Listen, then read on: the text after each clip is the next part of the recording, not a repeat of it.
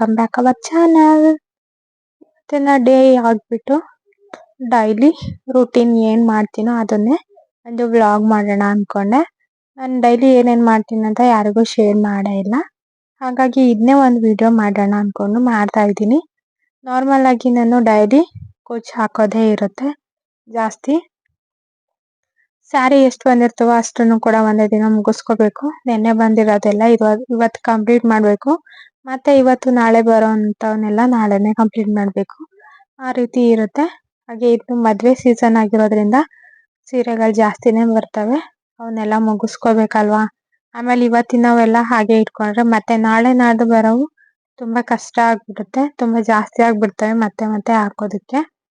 ಹಾಗಾಗಿ ಇವತ್ತಿನವು ಇರೋ ಅಂಥವನ್ನೆಲ್ಲ ಇವತ್ತು ಕಂಪ್ಲೀಟ್ ಮಾಡ್ಕೊಳ್ಳೋಣ ಅಂದ್ಕೊಂಡು ಮಾಡ್ಕೊಳ್ತಿದ್ದೆ. ಹಾಗೆ ಇವತ್ತು ಒಂದು 3-4 ದಿನನೇ ಆಗೋಯ್ತು ವರ್ಕೌಟ್ ಮಾಡಿ. ಅಂದರೆ 20 ಡೇಸ್ ಚಾಲೆಂಜ್ ಕಂಪ್ಲೀಟ್ ಆದಮೇಲೆ ವರ್ಕೌಟ್ ಮಾಡೇ ಇಲ್ಲ ನಾನು. ಸ್ವಲ್ಪ ಕೆಲಸ ಇತ್ತು, ಅದನ್ನೆಲ್ಲ ಕಂಪ್ಲೀಟ್ ಮಾಡ್ಕೊಬಿಡೋಣ. ಆನಂತರ ಮತ್ತೆ ವರ್ಕೌಟ್ ಪ್ಲ್ಯಾನ್ನ ಸ್ಟಾರ್ಟ್ ಮಾಡೋಣ ಅಂದ್ಕೊಂಡಿದ್ದೀನಿ, ಡಯಟ್ ಪ್ಲ್ಯಾನ್ನ. ನೆಕ್ಸ್ಟ್ ನಾನು 30 ಡೇಸ್ ಪ್ಲ್ಯಾನ್ನ ತಗೊಳ್ತಿದ್ದೀನಿ. ಅಂದರೆ ನಾನು 10 kg ಕಮ್ಮಿ ಮಾಡಲೇಬೇಕು ಅಂದ್ಕೊಂಡು 30 ಡೇಸಲ್ಲಿ 10 kgನ ಕಮ್ಮಿ ಮಾಡ್ಕೊಳ್ಳೋಣ ಅಂದ್ಕೊಂಡು 30 ಡೇಸ್ ಪ್ಲ್ಯಾನ್ನ ಸೆಲೆಕ್ಟ್ ಮಾಡ್ಕೊಂಡಿದ್ದೀನಿ. ನೋಡೋಣ ಯಾವ ರೀತಿ ಬರುತ್ತೆ ಅಂತ. ಅದನ್ನು ಕೂಡ ಯಾವತ್ತು ಮಾಡೋಣ ಅಂತ 1-2 ದಿನದಲ್ಲೇ ಹೇಳ್ತೀನಿ. ಇವತ್ತು ಬಂದ್ಬಿಟ್ಟು ಇದು ಸ್ಯಾರಿ ಕುಚ್ಚು ಮುಗಿಸ್ಬಿಟ್ಟು ಸ್ವಲ್ಪ ದಾರ ಕೂಡ ಖಾಲಿ ಆಗಿತ್ತು, ಹಾಗೆ ಸುತ್ಕೊಂಡು ಬಂದೆ. ನಾರ್ಮಲ್ ಆಗಿ ನಾನು ಕೂತ್ಕೊಂಡು ದಾರಾನ ಸುತ್ಕೊಳ್ತಾರಲ್ಲ ಆ ರೀತಿ ಮಾಡ್ಕೊಳ್ಳೋದಿಲ್ಲ. ಹೊರಗಡೆ ಹೋಗಿ ಸ್ವಲ್ಪ ದೂರ ದಾರ ಕಂಬಗಳಿಗೆ ಕಟ್ಕೊಂಡು ಆ ಕಡೆಯಿಂದ ಈ ಕಡೆ, ಈ ಕಡೆಯಿಂದ ಆ ಕಡೆ 6 ರೌಂಡ್ ಬರ್ತೀನಿ. ಹಾಗೆ ನಾನು ಲೆಂತಿಯಾಗಿ ದಾರಾನ ಸುತ್ಕೊಳ್ತೀನಿ. ಈ ರೀತಿ ಮಾಡೋದ್ರಿಂದ ಎಕ್ಸಸೈಸ್ ಕೂಡ ಆಗುತ್ತೆ, ವಾಕ್ ಕೂಡ ಆಗುತ್ತೆ. ಹಾಗಾಗಿ ಈ ರೀತಿ ನಾನು ಮಾಡ್ಕೊಳ್ತೀನಿ. ನಿಮಗೂ ಕೂಡ ಕುಚ್ಚು ಕಟ್ಟೋರಿದ್ರೆ ಅಥವಾ ಕ್ರೋಶಾ ಕುಚ್ಚು ಕಟ್ಟೋರಿದ್ರೆ ಈ ರೀತಿನೇ ಮಾಡ್ಕೊಳ್ಳಿ. ನಿಮಗೆ ಕೂಡ ಕಾಲಿಗೆ ಸ್ವಲ್ಪ ಎಕ್ಸಸೈಸ್ ಥರ ಆಗುತ್ತೆ. ಓಡಾಡ್ಕೊಂಡು ನೀವು ಮಾಡೋದ್ರಿಂದ ಕೂತು ಕೂತು ಒಂಥರ ಮರಗಡ್ತಂಗೆ ಆಗುತ್ತೆ ಕಾಲೆಲ್ಲ. ಅದ್ರ ಬದಲು ಕೂತಿದ್ದ ಜಾಗದಲ್ಲೇ ದಾರ ಸುತ್ಕೊಳ್ಳೋದ್ಕಿಂತ ಈ ರೀತಿ ಒಡ್ಡಾಡ್ಕೊಂಡು ಸುತ್ಕೊಳೋದ್ರಿಂದ ನಿಮಗೆ ಬೆಸ್ಟ್ ಆಗಿರುತ್ತೆ ಅಂತ ನಾನು ಹೇಳೋದಕ್ಕೆ ಇಷ್ಟಪಡ್ತೀನಿ. ಹಾಗೆ ಮಧ್ಯದಲ್ಲಿ ನೀರನ್ನ ಕುಡಿಯೋದನ್ನ ಮರಿಬಾರ್ದು. ಎಷ್ಟೇ ಕೆಲಸ ಬಂದರೂ ಕೂಡ ಕೆಲಸ ಮಾಡ್ತಾನೆ ನೀವು ಮಾರ್ನಿಂಗಿಂದ 1 ಗಂಟೆ ಅಷ್ಟರಲ್ಲಿ ನೀವು 2-2.5 ಲೀಟರ್ ನೀರನ್ನ ಕುಡಿಬೇಕು. ಅದು ನಾನು ತಿಂಡಿ ತಿಂದಿರೋದಿಲ್ವಲ್ಲ, ಹಾಗಾಗಿ ನನಗಂತೂ ಕುಡಿಯೋದಕ್ಕೆ ನೆನಪಾಗುತ್ತೆ, ಕುಡಿತೀನಿ ಕೂಡ. 2.5 ಲೀಟ್ರಷ್ಟು ನೀರನ್ನ 1 o'clock ಅಷ್ಟರಲ್ಲಿ ಅದರೊಳಗಡೆನೆ ಖಾಲಿ ಮಾಡ್ತೀನಿ. 1 o'clock ಇಂದ ಊಟಕ್ಕೆ ಆದ ನಂತರ ಸಂಜೆ ಈವ್ನಿಂಗ್ವರೆಗೂ 1.5 ಲೀಟ್ರ್ ನೀರನ್ನ ಅಥವಾ 1 ಲೀಟ್ರು 1.5 ಲೀಟ್ರು ಎಷ್ಟಾಗುತ್ತೋ ಅಷ್ಟೊಂದು ನೀರು ಕುಡಿತೀನಿ. ಆಮೇಲೆ ನೀವು 7 ಗಂಟೆಯಿಂದ ನೀವು ಜಾಸ್ತಿ ನೀರನ್ನ ಕುಡಿಬಾರ್ದು. ನೈಟ್ ಹೊತ್ತು ಮಲಗಿರುವಾಗ ಜಾಸ್ತಿ ಎದ್ದೇಳಬಾರ್ದು. ಅಂದರೆ ಜಾಸ್ತಿ ಅಂದರೆ ಒಂದ್ಸಲ ಕೂಡ ಎದ್ದೇಳಬಾರ್ದು. ಆ ರೀತಿ ನೀವು ನಿದ್ದೆನ ಮಾಡಬೇಕು. ನೀರನ್ನ ನೀವು 7 ಗಂಟೆ ಮೇಲೆ ನೀವು ಜಾಸ್ತಿ ನೀರನ್ನ ಕುಡಿಯೋದ್ರಿಂದ ಬಾತ್ರೂಮ್ಗೆ ಹೋಗೋಕ್ಕೆ ಅರ್ಜೆಂಟ್ ಆಗುತ್ತೆ, ನೀವು ನಿದ್ದೆ ಮಾಡೋದನ್ನ ತಪ್ಪದಂಗೆ ಆಗುತ್ತೆ. ಹಾಗಾಗಿ ನೀವು 7 ಗಂಟೆ ಮೇಲೆ ನೀರನ್ನ ಕಂಟ್ರೋಲ್ ಮಾಡಿ. ಅಲ್ಲಿವರೆಗೂ ನೀವು ಎಷ್ಟಾಗುತ್ತೋ ಅಷ್ಟು ನೀರನ್ನ ಕುಡೀರಿ. ಅಂದರೆ ಎಷ್ಟಾಗುತ್ತೋ ಅಷ್ಟು ಅಂದರೆ 2 ಲೀಟ್ರ್ ಅಷ್ಟೇ ನನಗೆ ಆಗೋದು ಅನ್ನೋಂಗಿಲ್ಲ. 3 ಲೀಟ್ರು, ಇನ್ನೂ ಜಾಸ್ತಿ ಅಂದರೆ 3.5 ಲೀಟ್ರು ಕುಡಿಲೇಬೇಕು ದಿನಕ್ಕೆ. ಆಗಲ್ಲ ಅನ್ನೋರು 3 ಲೀಟ್ರ್ ಕುಡೀರಿ ಸಾಕು. ಕಂಪಲ್ಸರಿಯಾಗಿ 3 ಲೀಟ್ರ್ ಅಂತೂ ಕುಡಿಲೇಬೇಕು. ಅದಕ್ಕಿಂತ ಕಮ್ಮಿ ಅಂತೂ ಕುಡಿಬಾರ್ದು ನೀವು ಡಯಟ್ ಮಾಡೋರು. ಹಾಗೆ ನೀವು ಗ್ಯಾಸ್ಟ್ರಿಕ್ ಆಗದೆ ಇರೋ ಥರ ನೋಡ್ಕೋಬೇಕು. ಅದೇನೋ ನಾನು ಡ್ರಿಂಕ್ನ ಹೇಳಿದ್ದೀನೋ ಅದನ್ನು ನೀವು ನಿಮಗೆ ಆದರೆ ತಗೊಳ್ಳಿ. ಅಥವಾ ಎಲ್ಲ ಕಡೆನೂ ಸಿಗೋದಿಲ್ಲ, ಹಳ್ಳಿ ಕಡೆ ಸಿಗುತ್ತೆ, ಸಿಟಿಯವ್ರಿಗೆಲ್ಲ ಸಿಗೋದಿಲ್ಲ. ನೀವು ಆದಷ್ಟು ನಿಮಗೆ ಹಳ್ಳಿಯವರು ಜಾಸ್ತಿ ಪರಿಚಯ ಆದರೆ ಅಥವಾ ನಿಮ್ಮ ಮನೆಯವರು ಹಳ್ಳಿಯಲ್ಲಿ ಇದ್ದರೆ ಅವ್ರ ಹತ್ರನಾದರೂ ತರಿಸ್ಕೊಂಡು ನೀವು ಅದನ್ನು ಯೂಸ್ ಮಾಡಿ. ತುಂಬ ಹೆಲ್ತ್ ಬೆನಿಫಿಟ್ ಇದೆ ಅದರಲ್ಲಿಂದ. ಅದರದ್ದು ವಿಡಿಯೋ ನಾನು ಇನ್ನೊಂದು ವಿಡಿಯೋನ ಶೇರ್ ಮಾಡ್ತೀನಿ, ಅದರಿಂದ ಏನೇನು ಬೆನಿಫಿಟ್ ಇದೆ ಅಂತ. ಈಗ ಸ್ವಲ್ಪ ಹೇಳ್ತೀನಿ, ಹಾಗೇನೆ ನೀವು ಅರ್ಥ ಮಾಡ್ಕೊಂಡ್ರೆ. ಅದನ್ನೆಲ್ಲ ನೆಲ್ಲಿ ಗಿಡ, ಅದನ್ನ ನಾರ್ಮಲ್ ಆಗಿ ಹೊಲದಲ್ಲೆಲ್ಲ ಬಿಟ್ಟಿರುತ್ತೆ, ಅದನ್ನ ಕಳೆ ಅಂತ ಕಿತ್ತಾಕ್ತಾರೆ. ಯಾರು ಕೂಡ ಅದನ್ನ ಯೂಸ್ ಮಾಡೋದೇ ಇಲ್ಲ. ಅದನ್ನ ನಿಮ್ಗೆ ಯಾರಾದ್ರೂ ತುಂಬಾ ಹತ್ರದವರು ಪರಿಚಯದವ್ರು ಇದ್ರೆ ಅವ್ರಿಗೆ ಹೇಳಿ ತಂದು ಕೊಡ್ತಾರೆ ಅನ್ನೋಂಗಿದ್ರೆ ಅವ್ರಿಗೆ ಹೇಳಿ. ಅದು ಆರಾಮಾಗಿ ಎಲ್ಲ ಹೊಲದಲ್ಲೂ ಸಿಗುತ್ತೆ. ತರಿಸ್ಕೊಂಡು ನೀವು ಅದನ್ನ ಒಣಗಿಸಿ ಇಟ್ಕೊಳ್ಳಿ, ತುಂಬಾ ದಿನ ಬರುತ್ತೆ. ಅದರಿಂದ ಕಿಡ್ನಿ, ಲಿವರ್ ಹಾಗೆ ಹಾರ್ಟ್, ಬ್ರೈನು ಇಷ್ಟಕ್ಕೂ ಕೂಡ ಹೆಲ್ಪ್ಫುಲ್ ಆಗಿರುತ್ತೆ. ಏನೇ ಪ್ರಾಬ್ಲಮ್ ಇದ್ರೂ ಕೂಡ ನಿಮಗೆ ಬಾಡಿಲಿ ಕ್ಲಿಯರ್ ಆಗುತ್ತೆ. ಹಾಗಾಗಿ ಮೇಯ್ನ್ ಗ್ಯಾಸ್ಟ್ರಿಕ್ ಇಂದ ಬಳಲ್ತಾ ಇರ್ತಾರೆ ಜಾಸ್ತಿ ಜನ. ಗ್ಯಾಸ್ಟ್ರಿಕ್ ಎಲ್ರಿಗೂ ಪ್ರತಿಯೊಬ್ಬರಿಗೂ ಗ್ಯಾಸ್ಟ್ರಿಕ್ ಇದ್ದೇ ಇರುತ್ತೆ. ಆ ಗ್ಯಾಸ್ಟ್ರಿಕ್ ಅಂತೂ ಮೇಯ್ನ್ ಆಗಿ ಕಮ್ಮಿ ಆಗುತ್ತೆ, ಕಮ್ಮಿ ಏನು ಪೂರ್ತಿಯಾಗಿ ಹೋಗುತ್ತೆ ಅದನ್ನ ಕುಡಿಯೋದ್ರಿಂದ. ಫಸ್ಟ್ ಕುಡಿಯೋರು, ಸ್ಟಾರ್ಟ್ ಮಾಡ್ತಿದೀವಿ ಅನ್ನೋರು ಒಂದು ಜ್ಯೂಸ್ ಲೋಟ ಬರುತ್ತಲ್ಲ, ಆ ಜ್ಯೂಸ್ ಲೋಟದಲ್ಲಿ ಅರ್ಧ ಲೋಟದಷ್ಟಾದ್ರೂ ಕುಡಿಬೇಕು ನೀವು. ಆಗಲ್ಲ ಅನ್ನೋರು ಕಾಫಿ ಲೋಟದಲ್ಲಿ 1 ಗ್ಲಾಸ್ ಫುಲ್ಲು ಕುಡಿಬೇಕು. ಅಂದ್ರೆ ಜಾಸ್ತಿ ದೊಡ್ಡ ಲೋಟದಲ್ಲಿ ಗ್ಲಾಸಲ್ಲಿ ನೀರು ಹಾಕಿ ಕಾಫಿ ಗ್ಲಾಸಷ್ಟು ಆಗೋವರೆಗೂ ಕುದಿಸಿ ಅದನ್ನ ಕುಡಿಬೇಕು. ಅದು ಒಂದ್ ಸ್ಪೂನ್ ಪೌಡರ್ ಹಾಕಿ ಕುದಿಸಿ ಕುಡಿಬೇಕು. ಅಥವಾ ರಾತ್ರಿನೇ ನೆನ ಹಾಕಿಟ್ಟು ಮಾರ್ನಿಂಗ್ ಎದ್ದು ಕುದಿಸಿ ಕುಡಿಬೋದು. ಯಾವ ರೀತಿ ಕೂಡ ಮಾಡ್ಕೋಬಹುದು.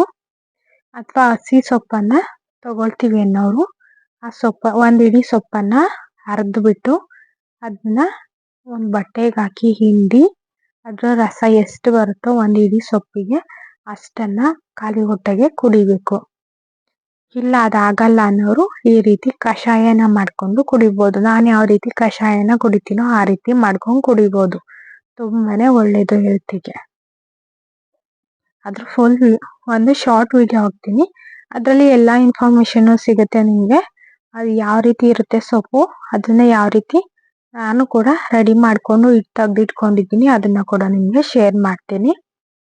ಹಾಗೇನೆ ಇಲ್ಲಿ ಅಗಸೆ ಬೀಜನ ನಾನು ಫ್ಲಾಕ್ಸ್ ಸೀಡ್ಸ್ನ ಈ ರೀತಿ ಸ್ವಲ್ಪ ರೋಸ್ಟ್ ಮಾಡಿ ಪೌಡರ್ ಮಾಡ್ಕೊಳ್ಳೋಣ ಅನ್ಕೊಂಡು ಪೌಡರ್ ಮಾಡ್ಕೊಳ್ತಿದ್ದೆ.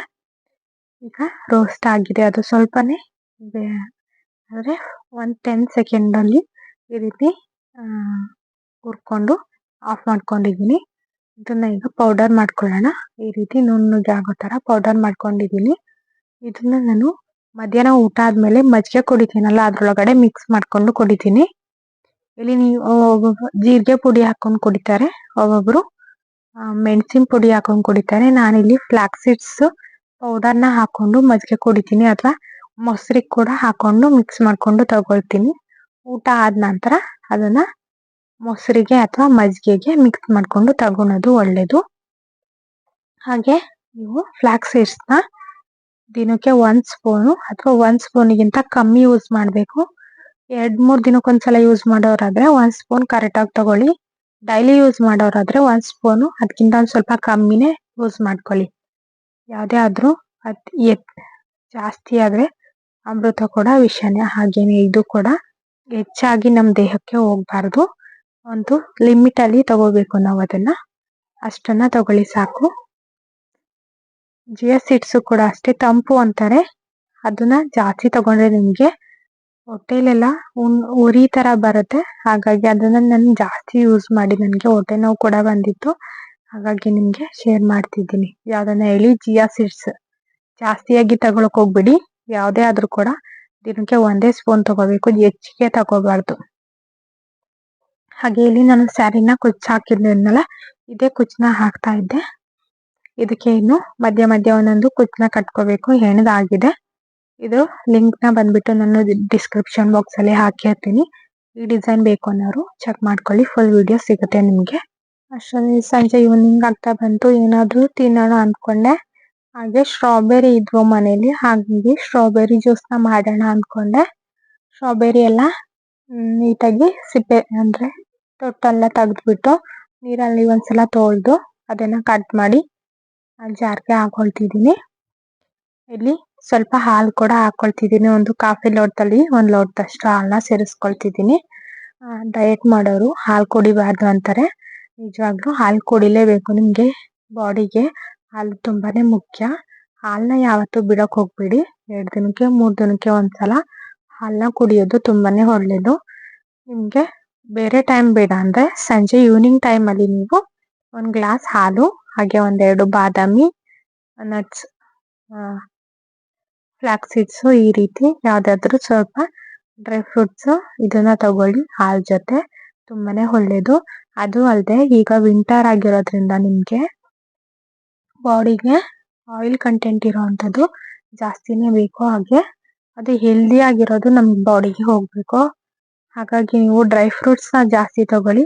ಡ್ರೈ ಫ್ರೂಟ್ಸ್ ತಿನ್ನೋಕ್ಕಾಗಲ್ಲ ಅಂದರೆ ಲಡ್ಡು ಮಾಡ್ಕೊಂಡು ತಗೊಳ್ಳಿ, ಅಥವಾ ಏನಾದರೂ ಡಿಫ್ರೆಂಟಾಗಿ ಮಾಡಿಕೊಂಡು ಅದನ್ನು ನಿಮ್ಮ ಬಾಡಿಗೆ ಒಂದು ಲಡ್ಡು ಅಷ್ಟಿರೋ ಅಂಥದ್ದು, ಅಷ್ಟು ಸೈಜಲ್ಲಿರೋ ಅಂಥದ್ದು ಸ್ವಲ್ಪ ಡ್ರೈ ಫ್ರೂಟ್ಸ್ನ ಡೈಲಿ ನೀವು ತಿಂತಾ ಬರಬೇಕು.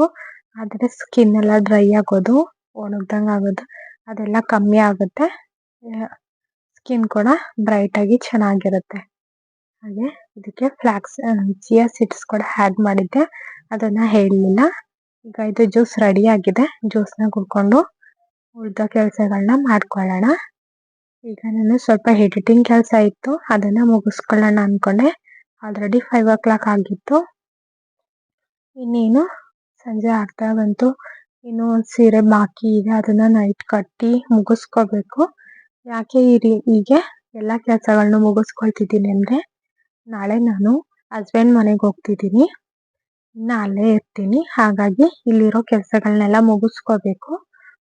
ಈಗ ಇವತ್ತು ಸ್ಯಾಟರ್ಡೆ, ನಾಳೆ ಸಂಡೇ, ಅಂದರೆ ಸ್ಯಾಟರ್ಡೆ ವಿಡಿಯೋನ ಮಾಡ್ತಿದ್ದೀನಿ, ಸಂಡೇ ಇದನ್ನು ಅಪ್ಲೋಡ್ ಮಾಡ್ತೀನಿ. ಹಾಗಾಗಿ ನಿಮಗೂ ಕೂಡ ಶೇರ್ ಮಾಡ್ತಿದ್ದೀನಿ. ಇನ್ನು ಅಲ್ಲಿಗೆ ಹೋಗಿ ಅಲ್ಲಿ ನಾನು ವರ್ಕೌಟ್ ಪ್ಲ್ಯಾನ್ನ ಸ್ಟಾರ್ಟ್ ಮಾಡಿಕೊಂಡು ಅದನ್ನೆಲ್ಲ ಅಲ್ಲಿ ಅಡ್ಜಸ್ಟ್ ಆಗೋ ಥರ ನೋಡಿಕೊಂಡು ಅಲ್ಲಿ ನಾನು ವಿಡಿಯೋನ ಮಾಡಿ ಹಾಕ್ತೀನಿ. ಇನ್ನು ಇವತ್ತಿನ ವಿಡಿಯೋ ಇಷ್ಟನ್ನು ಶೇರ್ ಮಾಡೋಣ ಅಂದ್ಕೊಂಡೆ. ಇವತ್ತಿನ ಡೇನ ಕಂಪ್ಲೀಟ್ ಮಾಡ್ತಿದ್ದೀನಿ. ಹಾಗೆ ನೈಟ್ ಊಟಕ್ಕೆ ನಾನು ಮುದ್ದೆ, ಸೊಪ್ಪಿನ ಸಾಂಬಾರು, ಹಾಗೆ ಕಾಳು ಇಷ್ಟನ್ನು ತಗೊಂಡೆ. ಮೆಂತ್ಯ ಸೊಪ್ಪಿನ ಸಾಂಬಾರು, ಮೆಂತ್ಯ ಸೊಪ್ಪು ಮತ್ತು ಕಾಳು ಹುರಿದಿರೋ ಅಂಥದ್ದು ಒಂದು ಮುದ್ದೆ, ಅಷ್ಟು ಮುದ್ದೆ ತಗೊಂಡಿದ್ದೀನಿ. ಅದನ್ನು ಕೂಡ ಶೇರ್ ಮಾಡ್ತೀನಿ. ಇವತ್ತಿನ ವಿಡಿಯೋ ನೆಕ್ಸ್ಟ್ ವಿಡಿಯೋ ಸಿಗೋಣ. ಬಾಯ್ ಬಾಯ್, ಟೇಕ್ ಕೇರ್.